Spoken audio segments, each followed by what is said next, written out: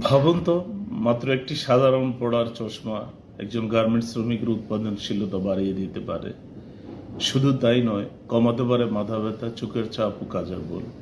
সম্প্রতি আন্তর্জাতিক গণমাধ্যম অ্যাসোসিয়েটেড প্রেস এপি এর একটি প্রতিবেদনে উঠেছে এরই এক বাস্তব গল্প।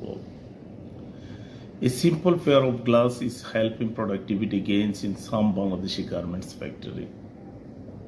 চমৎকার একটা নিউজ। প্রতিবেদনের কেন্দ্রে রয়েছেন বাংলাদেশি গার্মেন্টস শ্রমিক রুমা আক্তার। তিনি একটি পোশাক কারখানায় সেলাই মেশিন অপারেটর হিসেবে কাজ করেন। প্রতিদিন হাজার হাজার পিস তৈরি করতে হয়।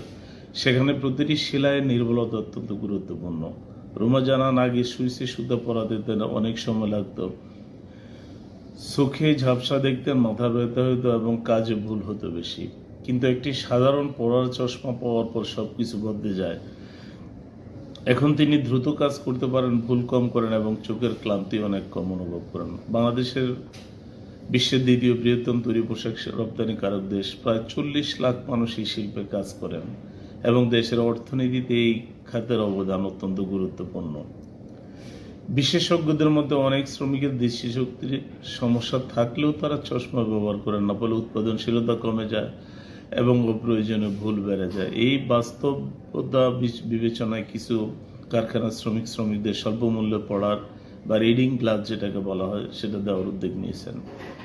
এটি শুধু সিম্পল একটা স্বাস্থ্যসেবা নয়, আমি মনে করি এটা স্মার্ট ব্যবসায়িক পদ্ধতি, যে সিম্পল একটা কিভাবে আপনার প্রোডাক্টিভিটিকে বাড়াতে পারে। আসুন এই সিম্পল বিষয়গুলোকে আমরা খুঁজে দেখি এবং এই গল্প আমাদের একটি গুরুত্বপূর্ণ শিক্ষা দেয় যে কখনো কখনো বড় পরিবর্তন আনতে বিশাল বিনিয়োগের প্রয়োজন হয় না। এই ছোট্ট উদ্যোগ হাজারো শ্রমিকের জীবন বদলে দিতে পারে। যদি বাংলাদেশের সব গার্মেন্টস কারখানায় এই ছোট ছোট উদ্যোগগুলো নেন, তাহলে অবশ্যই আমাদের প্রোডাক্টিভিটি একটা মার্জিন লেভেলে উঠবে, আমাদের বেঞ্চমার্কে পৌঁছাতে বেশি সময় লাগবে না। আপনার কি মনে হয়? গার্মেন্টস শ্রমিকদের জন্য নিয়মিত চোখের পরীক্ষা, বিনামূল্যে চশমা বা এই সমস্ত ছোট ছোট উদ্যোগগুলো বাধ্যতামূলক হওয়া উচিত?